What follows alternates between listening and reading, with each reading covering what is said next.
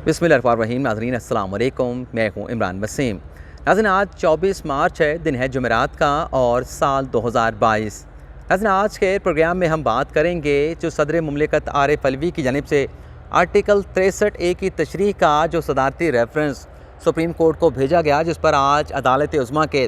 5 रुकनी larger bench ने पहली इब्तदाई समाअत की है और पहली समाअत पर ही रेफरेंस से मुतल्लिक जो बड़ी डेवलपमेंट सामने आई है वो पेशरफ्त आपके साथ शेयर करेंगे। नाज़रीन हुआ ये है कि इस रेफरेंस में जिन 4 सवालों का जवाब सदर मुमलिकत आरिफ अलवी ने अदालत उज़्मा से मांगा है, सुप्रीम कोर्ट से मांगा है, इन 4 सवालों में से नाज़रीन 2 सवाल ऐसे हैं जिसे आज हुकूमती वकील attorney general of Pakistan Khalid Javed Khan साहब ने वापस ले लिया। वो 2 सवाल कौन से हैं और अदालत का जवाब लिए बगैर उन सवालों को क्यों वापस लिया गया, ये आपको बताएंगे। और नाज़रीन बाकी के जो 2 सवाल हैं, उन 2 सवालों में से नाज़रीन एक सवाल ऐसा है जिसका आज जज साहबान ने दौरान समाअत डायरेक्टली इनडायरेक्टली हुकूमत को जवाब दे दिया है। वो तीसरा सवाल कौन सा है और तीसरे सवाल पर अदालत का क्या जवाब आया है वो भी आपको बताएंगे। और इसके अलावा नाज़रीन जो चौथा सवाल है और आखिरी सवाल है, उस चौथे सवाल पर मुमकिना तौर पर अदालत का जवाब क्या हो सकता है और ये भी आपको बताएंगे कि रह जाने वाला वो चौथा सवाल कौन सा है। इसके अलावा नाज़रीन आज की अदालती कार्रवाई में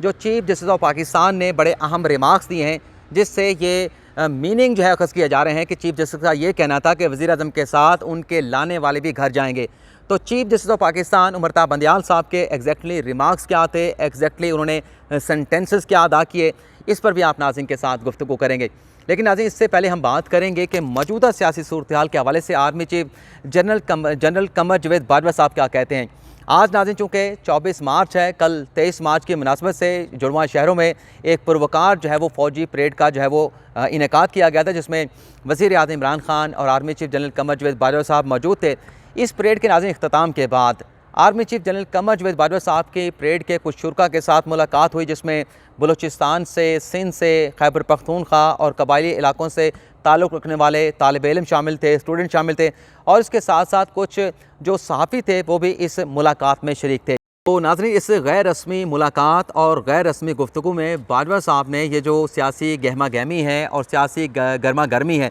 इसमें फ़ौज कहाँ स्टैंड कर रही है, फ़ौज का मौक़िफ़ क्या है, ये बड़ी हद तक army chief general Qamar Javed Bajwa साहब की जानिब से जो है वो वाज़े कर दिया गया। ज़राए की जानिब से नाज़रीन बताया गया है कि बाजवा साहब का गैर रस्मी गुफ्तगू में ये कहना था कि ये जो सियासी गंद पड़ा हुआ है, इस गंद में फ़ौज किसी किस्म का हिस्सा नहीं बनेगी, फ़ौज मुकम्मल तौर पे गैर जानिबदार रहेगी। और ये भी ज़राए की जानिब से बताया गया है कि बाजवा साहब का ये भी कहना था कि ये जो लड़ाई है अपोजिशन और हुकूमत के माबैन, यानी जो अदम एतमाद की तहरीक आ चुकी है, दोनों जानिब से खींचातानी जारी है, जो दोनों जानिब से जो है वो अपना ज़ोर लगाया जा रहा है। तो ज़रा ये कहते हैं कि बाजवा साहब का ये कहना था कि ये जो सियासी लड़ाई है, ये सियासी लड़ाई भी दोनों फ़रीक़ैन को तनहा लड़ना पड़ेगी, क्योंकि ज़राए का ये कहना है कि बाजवा साहब ये कह रहे थे कि इस लड़ाई में, सियासी अमल में ना हुकूमत को सपोर्ट किया जाएगा, ना हुकूमत के ख़िलाफ़ जो है अपोजिशन को सपोर्ट किया जाएगा, ना हुकूमत को मदद फराहम की जाएगी और ना ही अपोजिशन को जो है वो सपोर्ट किया जाएगा। यानी इस सारे सियासी अमल में, अदम एतमाद की तहरीक में फ़ौज का जो किरदार होगा वो मुकम्मल तौर पे एक न्यूट्रल का होगा, एक गैर जानिबदार जो है वो इदारे का होगा। लेकिन साथ में ज़राए ने यह भी कहा है कि बाजवा साहब ने यह मुतनब्बे भी किया, हमें यह भी बताया कि अगर मामलात जो हैं वो पॉइंट ऑफ नो रिटर्न पे पहुंच जाते हैं, दोनों फ़रीक़ैन की जानिब से मामलात को या हालात को इस हद तक आगे बढ़ा दिया जाता है कि हालात बिगाड़ की तरफ चले जाते हैं, तो इन हालात में जो फ़ौज है वो बिल्कुल लाताल्लुक़ नहीं रहेगी। फ़ौज को फिर इस मामले में आना ही आना होगा। जो फ़ौज का किरदार बनता है पाकिस्तान के लिए, पाकिस्तान की सिक्योरिटी के लिए, पाकिस्तान के तहफ़्फ़ुज़ के लिए, फ़ौज को फिर अपना वो किरदार जो है वो हर सूरत अदा करना होगा। ये नाज़रीन बाजवा साहब की गैर रस्मी गुफ्तगू हुई। इस गुफ्तगू से मुतल्लिक़ नाज़रीन हमें ये बताया गया था कि जो सहाफ़ी वहाँ पर मौजूद थे उन्हें ये कहा गया था ISPR के ऑफ़िस की जानिब से कि आपने ये जो गुफ्तगू है गैर रस्मी, आपने किसी के साथ डिस्कस नहीं करनी, आपने मीडिया के साथ शेयर नहीं करनी। लेकिन चूँकि उस मुलाकात में, गैर रस्मी गुफ्तगू में स्टूडेंट्स भी मौजूद थे, तो इस बात का ख़दशा मौजूद था कि ये मालूमात बाहर आ सकती हैं। तो एक हमारे एक सहाफ़ी की जानिब से ये तफ़सीलात हमारे साथ शेयर की गई हैं जो आपके साथ हम डिस्कस करें, और हमारे से पहले ये मालूमात दीगर यूट्यूब चैनल के ज़रिए, दीगर मीडिया के ज़रिए जो है वो आवाम तक जो है वो किसी न किसी हद तक पहुँच चुकी हैं। अब हम बात कर लेते हैं कि जो 4 सवाल पूछे गए, उन 4 सवालों में से कौन से 2 सवाल हैं जो हुकूमती वकील ने वापस ले लिए और कौन से एक सवाल का आज जज साहबान की जानिब से जवाब दे दिया गया है। तो नाज़रीन आज जो अदालती कार्रवाई रही, आज की अदालती कार्रवाई के जो 7 टर्निंग पॉइंट हैं वो आपके साथ में शेयर करूँगा। और इन 7 टर्निंग पॉइंट के साथ जो 4 सवाल हैं, जिनमें से 3 सवाल तो आप समझ लें कि आज उड़ा के रख दिए हैं, 2 सवाल तो हुकूमत ने वापस ले लिए, 1 सवाल हुकूमत ने अपना जज साहबान ने उड़ा दिया, और बाकी का जो 1 सवाल बचा है वो क्या है वो भी आपके साथ हम शेयर करेंगे। पहला टर्निंग पॉइंट नाज़रीन ये था कि जब जस्टिस जमाल खान मंदुखेल साहब ने ये कहा कि यहाँ पर आर्टिकल 63A का हवाला दिया जा रहा है, यहाँ पर आर्टिकल 17 का हवाला दिया जा रहा है, यहाँ पर आर्टिकल 95 की बात की जा रही है, लेकिन जो आर्टिकल 55 है, यानी पहली बार अदालत में डिस्कस हुआ आर्टिकल 55। इससे पहले आप हुकूमती रेफरेंस निकाल के देख लें, आप मुख्तलिफ जो जवाबात जमा हुए हैं उन्हें निकाल के देख लें, किसी जगह पर भी आर्टिकल 55 का तज़किरा नहीं किया गया। जमाल खान मंदुखेल साहब ने यह कहा कि आर्टिकल 55 तो बड़ा क्लियर है, जो कि वोटिंग और असम्बली में वोटिंग और कोरम से मुतल्लिक है, जिसमें ये लिखा गया है कि all the decision voting of the national assembly shall be taken by the majority assembly, यानी जो असम्बली में लोग मौजूद होंगे उनकी मेजॉरिटी के साथ अगर वोटिंग होगी या कोरम होगी, उसके ऊपर जो फैसले मेजॉरिटी के साथ किए जाएंगे। जब ये आर्टिकल नाज़रीन का हवाला दिया गया तो कार्रवाई का जो रुख है वो मुकम्मल तौर पे यकसर तौर पे तब्दील हो गया। यानी आर्टिकल 63A की बात की जा रही थी, 55 की जो है कहीं जिक्र ही नहीं था। ये पहली मरतबा तज़किरा जब अदालती कार्रवाई में किया गया। इसके बाद नाज़रीन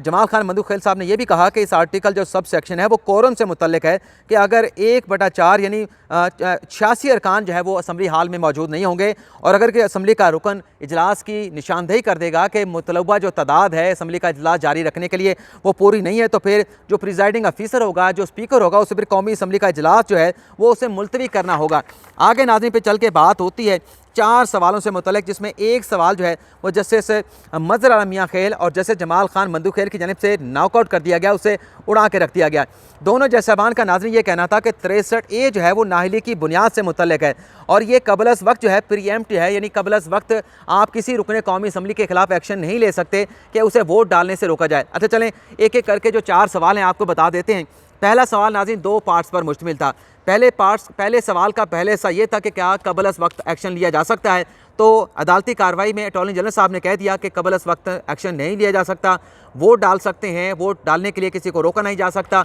हाँ, ये हो सकता है कि जब वोट डाला जाए उसे एक्सक्लूड किया जा सकता है। तो ये दूसरा सवाल का हिस्सा ये था, यानी पहला सवाल का हिस्सा तो ये था कि प्रीएम्प्ट कर सकते हैं, कबल वक्त एक्शन ले सकते हैं। तो अटॉर्नी जनरल साहब ने यह सवाल खुद ही वापस ले लिया कि नहीं, वोट डालने का भी हक है, पहले कार्रवाई नहीं हो सकती। चौथा नाज़रीन जो सवाल है इस सदारती रेफरेंस का, जिसमें ये कहा गया था कि सुप्रीम कोर्ट की जानिब से बताया जाए कि ये जो हॉर्स ट्रेडिंग है, ये जो फ्लोर क्रॉसिंग है, इसे कैसे रोका जा सकता है, जिस पर जस्टिस सुमरता बंदियाल ने कहा कि ये जो आपने रेफरेंस भिजवाया है, हम आइन को इस हद तक रीड आउट नहीं कर सकते, इस हद तक नहीं पढ़ सकते कि इस सवाल का जवाब दें, आपको वे आउट बताएं कि फ्लोर क्रॉसिंग को कैसे रोकना है, हॉर्स ट्रेडिंग को कैसे रोकना है, हम इस सवाल का जवाब नहीं दे सकते। तो एजी साहब ने कहा कि मैं इस सवाल को प्रेस नहीं करूँगा और मैं इस सवाल को वापस लेता हूँ। यानी चौथा सवाल उन्होंने वापस ले लिया, और पहले सवाल का जो पहला पार्ट है वो भी उन्होंने वापस ले लिया। तो इस तरीके से 1.5 सवाल जो है हुकूमती वकील ने वापस ले लिए। पहले सवाल का जो दूसरा हिस्सा है उसमें यह बात की गई कि क्या जो वोट डाला जाएगा मुनर्रिफ अरकान की जानिब से वो न्यूट्रलाइज हो सकता है, उसे शामिल किया जाएगा। तो उसका भी जज साहब ने आज जस्टिस उमरता बंदियाल ने, चीफ जस्टिस ऑफ पाकिस्तान ने जवाब दे दिया कि वोट डाला भी जाएगा, वोट शुमार भी किया जाएगा, क्योंकि जो डाला गया वोट है उसे शुमार नहीं किया जाएगा तो ये कंटेम्पचुअस होगा, ये तजरील होगी वोट डालने वाले की भी, और जो वोट डाला गया है, वोट का हक है, उसकी भी तजरील होगी। तो इस तरीके से 2 सवाल तो उड़ गए। तीसरा जो सवाल नाज़रीन आज अदालत ने उड़ा के रखा है, जिसमें यह कहा गया कि जो वोट है, जिसमें दूसरे सवाल में कहा गया कि क्या इस वोट को हमने शुमार करना है, इस वोट को जो गिनती के वोट डाले जाएंगे उसमें एक्सक्लूड करेंगे या इसको इंक्लूड करेंगे। तो ये भी आज जज साहबान ने, ख़ास तौर पे जो 3 जज साहबान हैं, मज़हर आलम मियां खेल, जैसे जमाल खान मंदुखेल और चीफ जस्टिस ऑफ पाकिस्तान, उन्होंने वाज़े कर दिया कि जो वोट डाले जाएंगे उसका शुमार किया जाएगा। उसके बाद जब वोट का शुमार हो जाएगा तो फिर जो कॉन्सिक्वेंसेस हैं लीगल या कॉन्स्टिट्यूशन, वो वोट डालने वालों को फेस करना पड़ेंगे। इसी तरह से जो आखिरी सवाल रह जाता है वो नाज़रीन रह जाता है कि जो मुनर्रिफ रुकन है, जो पार्टी डायरेक्शन से हटकर वोट डालेगा, उसकी सज़ा कितनी होगी। क्योंकि चीफ साहब का ये कहना था कि सवाल ये है कि नाअहली की मुद्दत क्या होगी,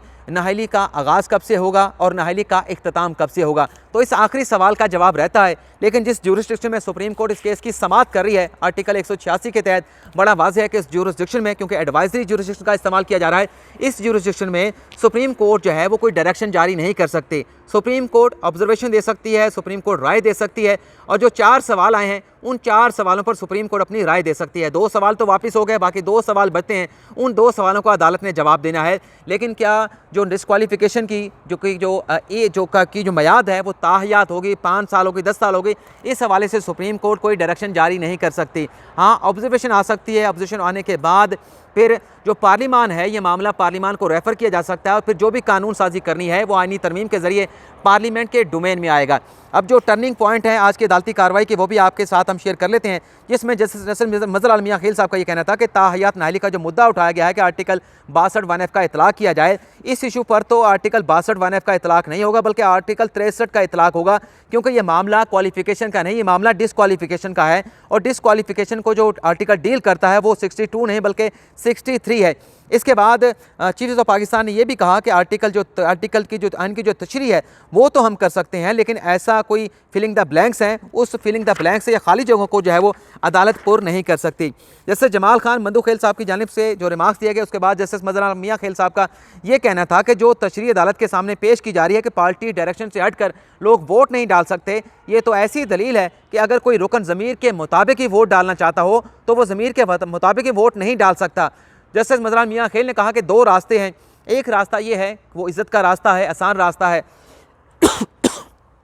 माफ़ कीजिएगा नाज़रीन, कि जो रुकने कौमी असम्बली है वो वोट डालने से पहले रिज़ाइन कर जाए और रिज़ाइन के देने के बाद वो इलेक्शन लड़के दोबारा आ जाए, ये तो आसान रास्ता है। मुश्किल रास्ता ये है कि आप वोट डालें, इस्तीफ़ा ना दें और फिर जो कॉन्सिक्वेंसेस हैं, जो रिपरकशन है आर्टिकल 63A की, उसको आप फेस करें। जमाल खान मंदू खेल साहब ने एक नई चीज़ अदालत के सामने रखी जो रेफरेंस में जिसका जिक्र नहीं था, कि बलोचिस्तान में भी अदम एतमाद आई, बलोचिस्तान में भी जो हुकूमती रुकन जो है अदम एतमाद की तहरीक में शामिल हुए, उस तरह से वहाँ पर हुकूमत तब्दील हो गई। मगरब में भी फ्लोर क्रॉसिंग होती है, जिस पर एजी साहब ने अपना मौक़िफ़ रखा, लेकिन उस मौक़िफ़ को तस्लीम नहीं किया गया। चीफ साहब के जो रिमार्क्स थे वो नाज़रीन बड़े अहम थे। चीफ साहब ने यह कहा कि जो वोट है, जो वोट डालने वाला है, उसे वोट डालने की इजाज़त मिलेगी और जो वोट डाला जाएगा उसको शुमार भी किया जाएगा। और फिर चीफ साहब ने यह भी कहा कि अदालत जो है वो खाली जगह को पुर नहीं कर सकती। असल मामला जो है वो डिस्क्वालिफिकेशन का है कि डिस्क्वालिफिकेशन कितनी होगी और डिस्क्वालिफिकेशन की जो मियाद है वो कब शुरू होगी। अब इसका मतलब ही है, बंदयाल साहब जो कह रहे हैं, इससे अखज़ ये किया जाएगा कि अगर अदम एतमाद की जो तहरीक है वज़ीर-ए-आज़म के खिलाफ वो अगर कामयाब हो जाती है तो इमरान खान तो घर जाएंगे ही, लेकिन उसके साथ साथ इमरान खान को जलाने वाले MNA है जो मुनव्वर खान है वो भी घर जाएंगे, उनके खिलाफ भी डिफेक्शन क्लास का इतलाक़ होगा। लेकिन डिटर्मिन ये करना है कि जो इमरान खान के लाने वाले हैं, जो इमरान खान को अब घर भेजने के लिए मुनर्रफ हो गए हैं, नाराज़ हो गए हैं और अपनी पार्टी डायरेक्शन के खिलाफ वोट कर रहे हैं, उनका मुस्तकबिल क्या होगा, कितने साल की डिस्क्वालिफिकेशन होगी, इसके ऊपर जो है वो सवाल है, इसके ऊपर देखा जा सकता है। लेकिन इसको भी बंदयाल साहब ने वाज़ेह किया कि ये भी वो मामला है, ऐसी ब्लैंक्स हैं, ऐसी खाली जगह हैं कॉन्स्टिट्यूशन के अंदर जिस पर अदालत कुछ नहीं कर सकती। इन खाली जगहों को भी पार्लियामेंट जो है, जो कि एक प्राइम बॉडी है, जो कि सबसे बड़ी एक जो है वो इदारा है पाकिस्तान का, अवाम के लोगों का, अवामी नुमाइंदों का, वहाँ पर फैसला हो सकता है कि डिस्क्वालिफिकेशन की जो मयाद है वो कितनी हो सकती है। तो ये नाज़रीन तफसीलात आपके साथ हम शेयर करना चाह रहे थे। आपसे इजाज़त चाहेंगे। अल्लाह ताला आपका हामी नासर हो, दुआ में याद रखिएगा। अल्लाह हाफ़िज़।